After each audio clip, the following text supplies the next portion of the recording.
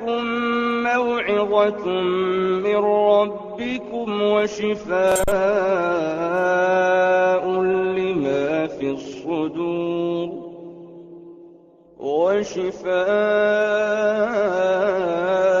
لما في الصدور وهدى ورحمة للمؤمنين.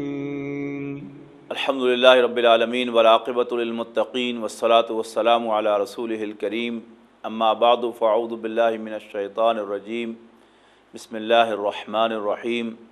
قال الم اقل لک انک لن تستطیع معی صبرا. قرآن مجید کا 16واں پارہ اس آیہ مبارکہ سے شروع ہوتا ہے اور اس کے ابتدائی کلمات قال الم سے پہچانا جاتا ہے.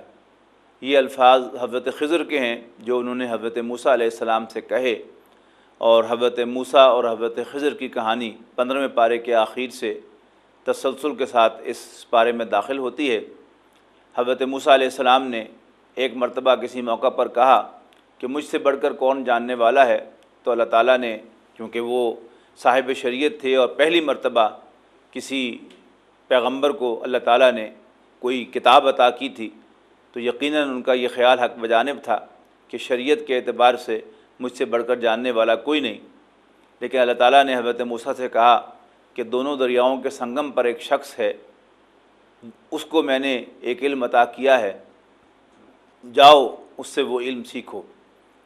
حضرت موسیٰ علیہ السلام اپنے شاگرد حضرت یوشع ابن نون کے ساتھ سفر پر روانہ ہوئے اور ایک توشہ دان انہوں نے ساتھ لیا، اس میں تلی ہوئی مچھلی تھی، لیکن راستے میں مچھلی پھدک کر زندہ ہو کر دریا میں چلی گئی. آگے چل کر حضرت موسیٰ علیہ السلام کو بھوک لگی تو انہوں نے کہا حضرت یوشع ابن نون سے کہ لاؤ کھانا لاؤ، بھوک لگی ہے. تو انہوں نے کہا وہ مچھلی جو ہم نے رکھی تھی توشہ دان میں وہ تو زندہ ہو کر دریا میں چلی گئی تھی. تو حضرت موسیٰ نے کہا کہ مجھے کیوں نہیں بتایا، وہی تو جگہ تھی جس کی ہم تلاش کر رہے تھے. تو الٹے پاؤں واپس پہنچے تو دو دریاؤں کے سنگم پر انہیں ایک بزرگ ملے جن کا قرآن مجید نے نام تو مینشن نہیں کیا، لیکن دوسری سورسز سے حدیث سے معلوم ہوتا ہے کہ ان کا نام خضر تھا. تو حضرت موسیٰ علیہ السلام ان کی خدمت میں حاضر ہوئے اور ان سے عرض کی کہ میں آپ سے کچھ علم حاصل کرنا چاہتا ہوں. تو انہوں نے کہا کہ تم میرے ساتھ صبر نہیں کر سکو گے. حضرت موسیٰ نے وعدہ فرمایا کہ میں صبر کروں گا. انہوں نے کہا اچھا پھر شرط یہ ہے کہ تم مجھ سے کچھ سوال نہ پوچھنا. وہ چلے وہاں سے اور آگے ایک کشتی میں سوار ہوئے. کشتی میں سوار ہوتے ہی اس بزرگ نے، حضرت خضر نے، اس کشتی کو نمایاں طور پر ڈیمیج کر دیا. حضرت موسیٰ نے انہیں ٹوکا کہ یہ کیا حرکت کیا آپ نے؟ تو انہوں نے کہا کہ دیکھو میں تم سے وعدہ لیا تھا کہ تم مجھ سے سوال نہیں کرو گے. حضرت موسیٰ نے کہا کہ اچھا اس دفعہ معاف کر دیجئے، آئندہ میں سوال نہیں کروں گا. پھر آگے چلے اور آگے جا کر وہ ایک بستی میں سے گزر رہے تھے تو وہاں ایک معصوم لڑکا تھا، اس کو اس بزرگ نے قتل کر دیا. اب حضرت موسیٰ علیہ السلام ایک صاحب شریعت پیغمبر ہیں اور اس شریعت میں قتل کے بدلے قتل ہے، تو اس پر تو حضرت موسیٰ علیہ السلام بہت زیادہ فیوریس ہو گئے کہ یہ کیا حرکت کی آپ نے ایک معصوم بچے کو قتل کر دیا. انہوں نے کہا کہ میں نے تم سے پوچھا تھا، معلوم ہوتا ہے کہ تم میری شاگردی کے قابل نہیں ہو.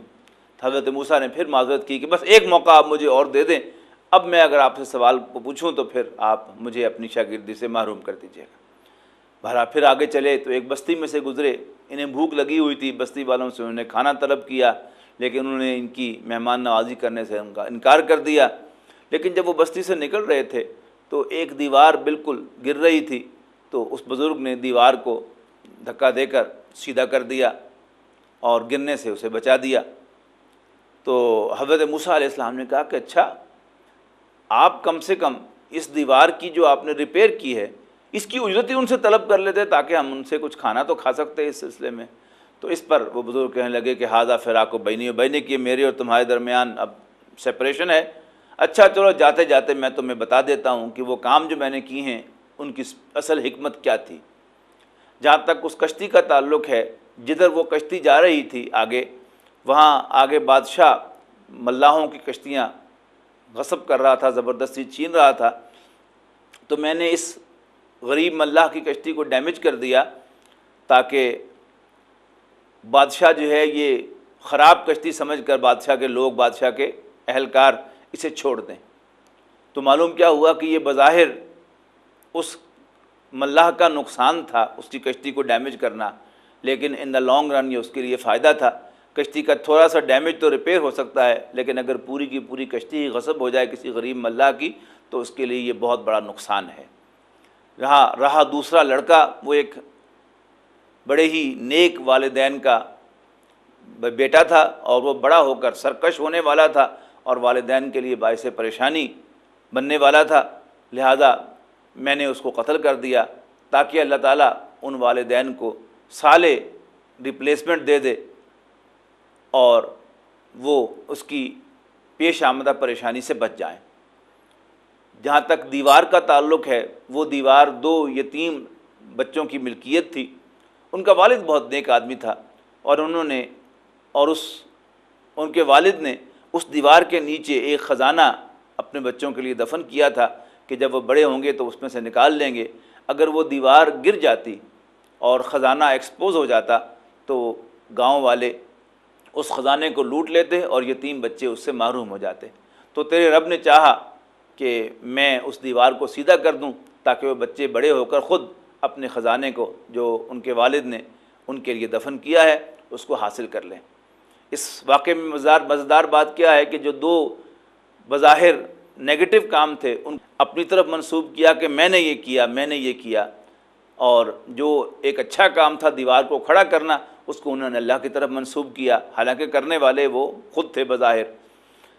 آخر میں انہوں نے یہ بات بھی بتائی کہ یہ سب کچھ میں نے اللہ کے حکم سے کیا، اور اسی میں اصل میں دنیا کی وہ حقیقت کے جو سورہ کہف کا اصل مضمون ہے کہ بتانا، یہ باور کرانا کہ دنیا کی کوئی حقیقت نہیں ہے، اس دنیا میں کوئی گین جو ہوتا ہے وہ اصل گین نہیں ہوتا، اور اس میں جو لاس ہوتا ہے وہ اصل لاس نہیں ہوتا۔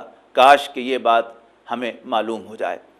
اس کے بعد جو تیسرا سوال پوچھا تھا قریش نے بنی اسرائیل کی شے پر حضرت ذوالقرنین کے بارے میں، وہ پورا رکوع سورہ کہف کا 11واں رکوع حضرت ذوالقرنین کے تذکرے پر مشتمل ہے، اور پھر سورہ کہف کا آخری رکوع تو بہت ہی زیادہ گلوریس مقامات میں سے ہے قرآن مجید کے۔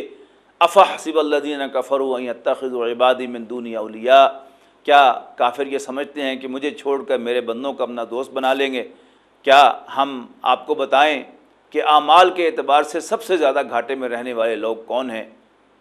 الذین ضل سعیہم، خود ہی جواب دیا کہ وہ لوگ کہ جن کی تمام سعی و جہد، دوڑ دھوپ دنیا کی زندگی میں بھٹک کر رہ گئی، وہم یحسبون انہم یحسنون صنعا، اور وہ یہ خیال کرتے رہے کہ ہم بڑا تیر مار رہے ہیں۔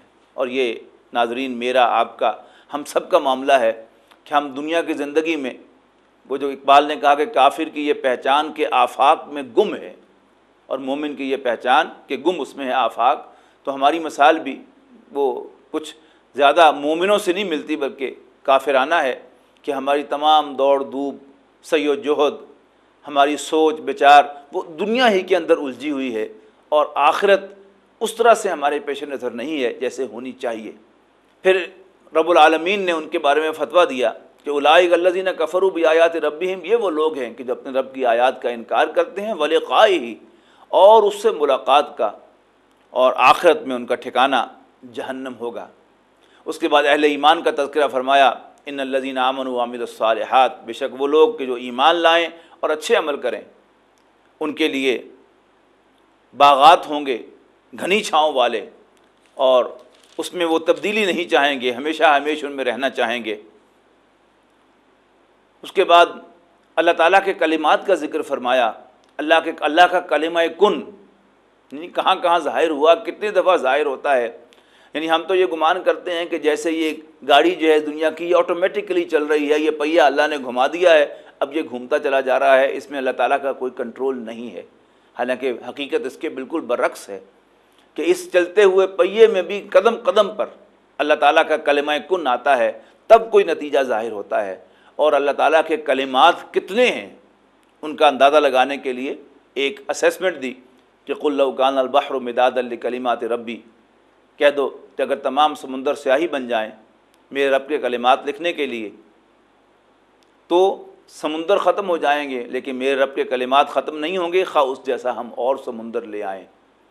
اور پھر سورہ کہف کا اختتام ہوا، قل انما انا بشر مثلکم، کہہ دو کہ میں تمہیں جیسا ایک بشر ہوں، یوحا الیہ، ہاں مجھ پر وحی آتی ہے، انما الہکم الہ واحد، کہ تمہارا معبود صرف ایک ہی معبود ہے۔ فمن کان یرجو لقاء ربہ فلیعمل عملا صالحا ولا یشرک بعبادۃ ربہ احدا، بس جو کوئی بھی امید رکھتا ہے اپنے رب سے ملاقات کی، اسے چاہیے کہ اچھے عمل کیا کرے اور اپنی رب کی بندگی میں کسی کو شریک نہ کرے۔ اس کے بعد قرآن مجید کی ایک انتہائی خوبصورت سورت مریم آتی ہے۔ یہ سورت اپنے مضامین کے اعتبار سے بھی بڑی خوبصورت ہے اور ظاہری حسن میں اس میں بے انتہا ہے۔ اس کی اکثر آیات ایک ہی وزن پر ختم ہوتی ہیں، مثلا دوسری آیت میں زکریا، تیسری آیت میں خفیہ، چوتھی آیت میں شقیہ، اسی طرح اس کی اکثر آیات اس ردم پر ختم ہوتی ہیں، اسی ردیف پر ختم ہوتی ہیں۔ اس کے ابتدا میں سورہ آل عمران کی طرح، یعنی آل عمران بھی حضرت مریم ہی کا تذکرہ تھا اور سورہ مریم بھی حضرت مریم ہی کا تذکرہ ہے، اور حضرت مریم کا تذکرہ اصل میں حضرت عیسیٰ علیہ السلام کی بن باپ کے پیدائش کا تذکرہ ہے۔ سورہ آل عمران میں بھی حضرت عیسیٰ علیہ السلام کی پیدائش سے پہلے حضرت یحییٰ کی پیدائش کا ذکر کیا گیا ہے، اور دونوں میں قدر مشترک یہ ہے کہ حضرت یحییٰ علیہ السلام بھی ایک بوڑھے باپ اور ایک بانجھ ماں سے پیدا ہوئے تھے۔ تو جیسے فزیکلی ایک بانجھ عورت سے اور بوڑھے باپ سے اولاد کا پیدا ہونا ناممکن ہے، لیکن اللہ کے حکم سے حضرت یحییٰ پیدا ہو گئے اور پوری دنیا اس کو مانتی ہے، اس پر کوئی ڈسپیوٹ نہیں ہے۔ اسی طرح اللہ تعالیٰ کے لیے یہ بھی کوئی مشکل نہیں ہے کہ اللہ تعالیٰ بن باپ کے کسی بچے کو پیدا کر دے، تو یہ گویا حضرت یحییٰ کی پیدائش تمہید بنتا ہے حضرت عیسیٰ علیہ السلام کی پیدائش کا۔ اس کے بعد حضرت مریم سلام علیہا کا ذکر شروع ہوا، وَاذْكُرْ فِي الْكِتَابِ مریم، اور ذکر کر کتاب میں سے مریم کا، اور پھر ذکر فرمایا کہ جب وہ ایک مشرقی سمت میں چلی گئیں اور وہاں اچانک حضرت جبرائیل علیہ السلام ان کے سامنے ایک انسانی شکل میں ظاہر ہوئے، اور آپ اندازہ لگائیے کہ ایک پاک باز خاتون کے سامنے جب ایک شخص بالکل تنہائی میں ایک مرد کی شکل میں سامنے آ گیا تو ان پر کیا بیتی ہوگی، اس کا بھی پورا نقشہ قرآن مجید نے کھینچا ہے۔ قالت انی اعوذ بالرحمن منک ان کنت تقیہ، کہ اگر تم میں ذرا بھی اللہ کا خوف ہے، حضرت مریم نے کہا جبرائیل سے، تو میں تم سے اللہ کی پناہ میں آتی ہوں۔ قال، حضرت جبرائیل نے فرمایا میں تو تیرے رب کا بھیجا ہوا ہوں تاکہ میں تمہیں ایک بیٹا عطا کروں انتہائی پاکیزہ۔ حضرت مریم حیران ہو گئیں کہ میرے ہاں بیٹا کیسے پیدا ہو سکتا ہے جبکہ آج تک مجھے کسی مرد نے چھوا نہیں ہے۔ حضرت جبرائیل نے فرمایا کذالک، ایسے ہی ہوگا، کیوں؟ تیرے رب کا فیصلہ ہے، وقال ربک هو علی ہین، اس لیے کہ تیرے رب نے فرما دیا ہے کہ میرے لیے یہ بہت آسان ہے، کوئی مسئلہ ہی نہیں ہے۔ وَلِنَجْعَلَهُ آیَةً، اور اس لیے کہ میں اس بچے کو ایک نشانی بنا دوں لوگوں کے لیے اور اپنی جانب سے ایک رحمت بنا دوں نوع انسانی کے لیے۔ وَكَانَ أَمْرًا مَقْضِيًّا، اور اب بحث کرنے کا کوئی فائدہ نہیں ہے، اس لیے کہ اس معاملے کا فیصلہ ہو چکا ہے۔ حضرت مریم سلام علیہا حضرت عیسیٰ علیہ السلام کے ساتھ حاملہ ہو گئیں، اور پھر ان کی پیدائش کا ذکر فرمایا ہے، اور اس کے بعد حضرت مریم سلام علیہا سے کو حکم دیا اللہ تعالیٰ نے کہ اب اس بچے کو لے کر جاؤ پبلک میں، اور ساتھ ہی یہ فرما دیا کہ جب بھی تم سے لوگ سوال کریں تو تم انہیں کہنا کہ میں نے چپ کر روزہ رکھا ہوا ہے۔ اور یہ پہلی شریعت میں، شریعت موسوی میں یہ بھی ایک اللہ تعالیٰ کی عبادت کا معاملہ تھا کہ چپ کر روزہ رکھ لیا جائے کہ میں کسی سے بات نہیں کروں گا، صرف اس زبان کو اللہ کے ذکر کے لیے میں خالص کر لوں گا۔ تو حضرت مریم سلام علیہا کو ذکر حکم ہوا کہ تم اسے پبلک میں لے کے جاؤ، جب کوئی پوچھے تو کہہ دینا کہ میں نے روزہ رکھا ہوا ہے۔ اور پھر آیت نمبر 27 سے اس کو بیان کرنا شروع کیا، فاتت بہ قومہا تحملہ، تو وہ بچے کو اٹھائے ہوئے قوم کے پاس آئیں۔ اوہ، اس پر جو طوفان کھڑا ہوا ہے اور قرآن مجید نے ان کے الفاظ نقل کیے ہیں، واقعتاً رونگٹے کھڑے ہوتے ہیں انسان کے، ایک پاک بازو پاک باز خاتون کے ساتھ انہوں نے کیا کیا کہا انہیں، اور کیا کیا ان کے ساتھ انہوں نے بدتمیزی کی، اس کا نقشہ کھینچا گیا ہے۔ قالوا یا مریم، تو کہنے لگے لوگ اے مریم لقد جئت شیئا فریا، تم نے ایک بہت بری حرکت کی ہے۔ یا اخت ہارون، اے ہارون کی بہن، ما کان ابوک امرأ سوء، نہ تمہارا باپ کوئی بدکار آدمی تھا، وما کانت امک بغیہ، اور نہ ہی تمہاری ماں کوئی بد چلن عورت تھی۔ لیکن حضرت مریم نے بچے کی طرف جو گود میں اٹھایا تھا اس کی طرف اشارہ کیا کہ میں تو بول نہیں سکتی، اس بچے سے پوچھ لو۔ اس پر وہ اور زیادہ فیوریس ہوئے، برہم ہوئے کہ کیف نکلم من کان فی المہد صبیا، کہ ہم اس بچے سے کیسے بات کریں کہ جو ابھی بالکل معصوم ہے گود کے اندر۔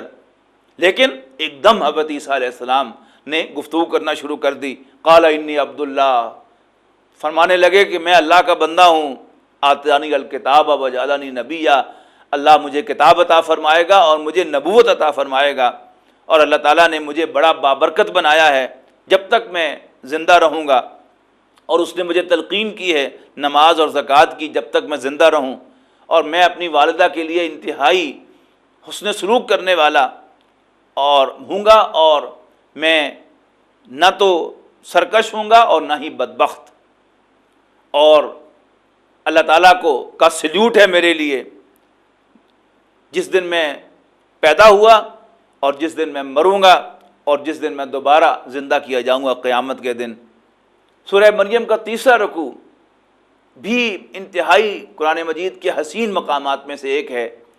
دعوت و تبلیغ یہ تو ایک بندہ مومن کا فرض ہے ہی، لیکن دعوت و تبلیغ کوئی ایسا عمل نہیں ہے کہ ایک پیٹنٹ فارمولہ ہے، ایک پیٹنٹ گفتگو ہے جو آپ ہر ایک سے کر سکتے ہیں۔ چھوٹے سے اور انداز سے گفتگو ہوگی، بڑے سے اور انداز سے گفتگو ہوگی، غلام سے اور انداز میں بات ہوگی، آزاد مرد سے اور انداز میں بات ہوگی، بادشاہ سے اور انداز میں بات ہوگی، باپ سے اور انداز میں بات ہوگی، بیٹے کو نصیحت اور انداز میں کی جائے گی۔ حضرت ابراہیم علیہ السلام کا باپ چونکہ آزر تھا، یعنی بت خانے کا بڑا پروہت تھا، اب آسان کام نہیں تھا کہ اس کے گھر میں اللہ تعالیٰ نے حضرت ابراہیم پیدا کر دیے، اور حضرت ابراہیم علیہ السلام کا یہ بھی فرض ہے کہ وہ دعوت و تبلیغ میں اولیت دیں اپنے اقربا کو اور اپنے والد کو، اپنے گھر والوں کو۔ لہذا کیسے والد کو نصیحت کی جاتی ہے اس کا بہترین جو ورشن ہے وہ آپ کو ملے گا سورہ مریم کے اس تیسرے رکوع میں۔ وَاذْكُرْ فِي الْكِتَابِ ابراہیم، ذکر کر کتاب میں سے ابراہیم کا، اِنَّهُ كَانَ صِدِّيقًا نَبِيًّا، یقیناً وہ انتہائی سچے اللہ کے نبی تھے۔ جب انہوں نے اپنے والد سے کہا ابا جان آپ کیوں پوجتے ہیں ان کو جو نہ سنتے ہیں نہ بولتے ہیں اور نہ آپ کے کسی کام آتے ہیں؟ ابا جان اگرچہ آپ کے یہ بال دھوپ میں سفید نہیں ہوئے، آپ کا بڑا تجربہ ہے، لیکن قد جانی من العلم ما لم یاتک، میرے پاس ایک ایسا علم آیا ہے جو آپ کے پاس نہیں آیا، یعنی وحی کا علم۔ فاتبعنی، پلیز آپ میری پیروی کریں، اہدک صراطا سویا، میں آپ کی رہنمائی کروں گا سیدھے راستے کی طرف۔ پھر اپنی بات کو جاری رکھتے ہوئے فرمایا ابا جان شیطان کی پوجا نہ کیجیے، شیطان کی بندگی نہ کیجیے، ان الشیطان کان للرحمن عصیا، اس لیے کہ شیطان تو اللہ کا نافرمان ہے۔ ابا جان مجھے خطرہ ہے کہ کہیں اللہ کا عذاب آپ کو نہ آن لے اور آپ شیطان کے دوست ٹھہریں۔ لیکن ان کے والد نے ان سے کہا اراغب انت عن آلہتی یا ابراہیم، ابراہیم کیا تم مجھے میرے خداؤں سے دور کرنا چاہتے ہو؟ دیکھو دفع ہو جا میرے سامنے سے، اگر تم باز نہ آئے تو میں تمہیں رجم کرواؤں گا۔ لیکن حضرت ابراہیم علیہ السلام نے اب ان کے جواب میں کوئی سخت جملہ نہیں کہا، بلکہ بہت خوبصورتی کے ساتھ انہیں ادب کے ساتھ سلام کرتے ہوئے ان کے پاس سے رخصت ہو گئے۔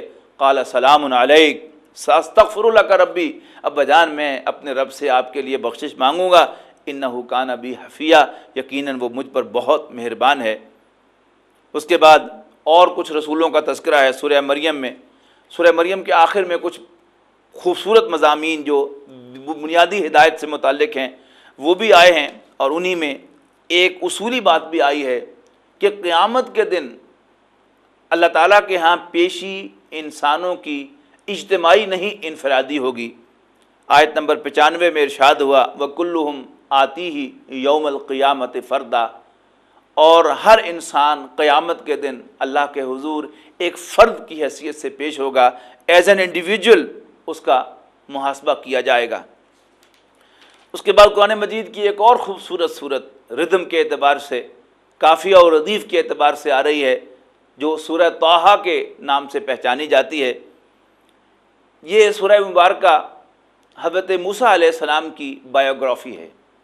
قرآن مجید میں دو صورتیں ایسی ہیں جنہیں حضرت موسیٰ علیہ السلام کی بایوگرافی قرار دیا جا سکتا ہے، سوانح حیات قرار دیا جا سکتا ہے۔ ایک سورہ قصص، اس میں کہانی کے انداز میں حضرت موسیٰ علیہ السلام کی سٹوری سنائی گئی ہے، اور دوسری سورہ طٰہٰ کہ جس میں ڈرامائی انداز میں حضرت موسیٰ علیہ السلام کی کہانی سنائی گئی ہے۔ اس کے ابتدا میں نبی اکرم صلی اللہ علیہ وسلم کو ری ایشور کیا گیا ہے کہ ہم نے یہ قرآن آپ پر نازل اس لیے نہیں کیا کہ آپ نامراد رہ جائیں۔ طٰہٰ ما انزلنا علیک القرآن لتشقیٰ الا تذکرۃ لمن یخشیٰ تنزیلا ممن خلق الارض والسماوات العلیٰ۔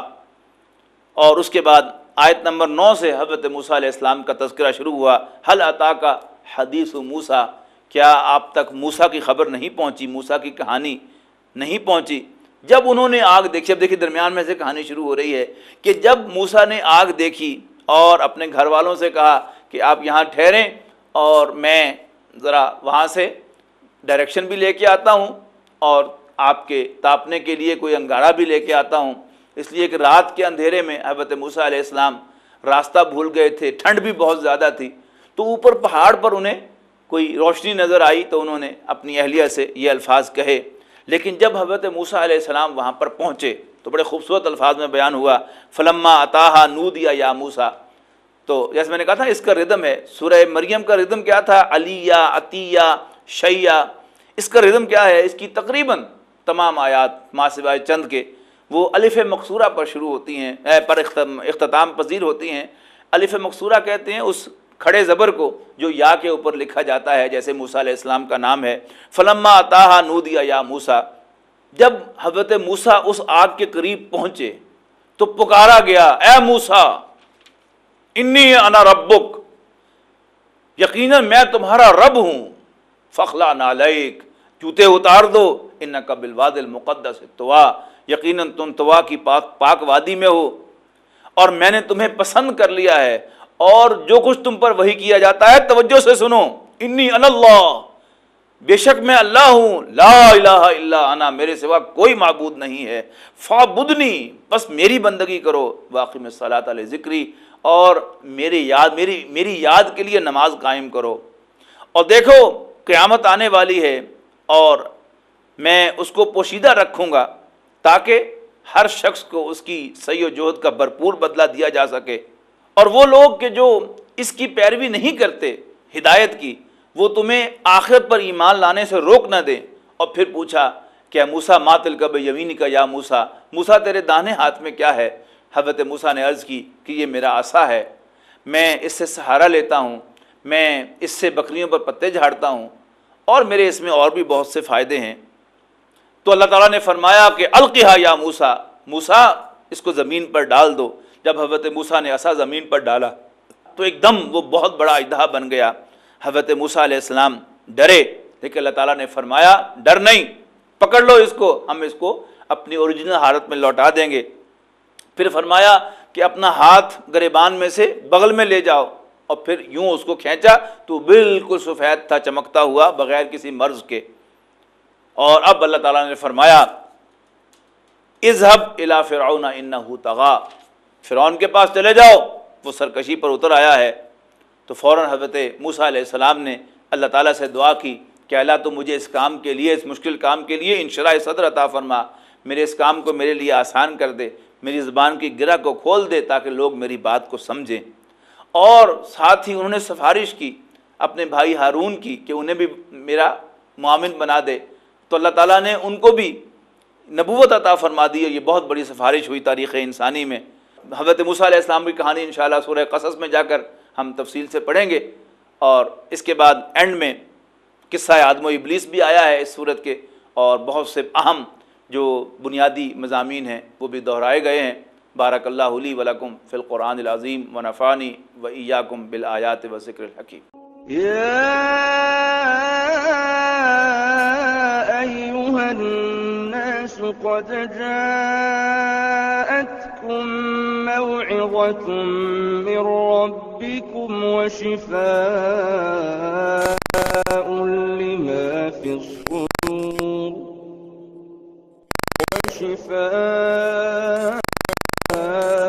لما في الصدور وهدى ورحمة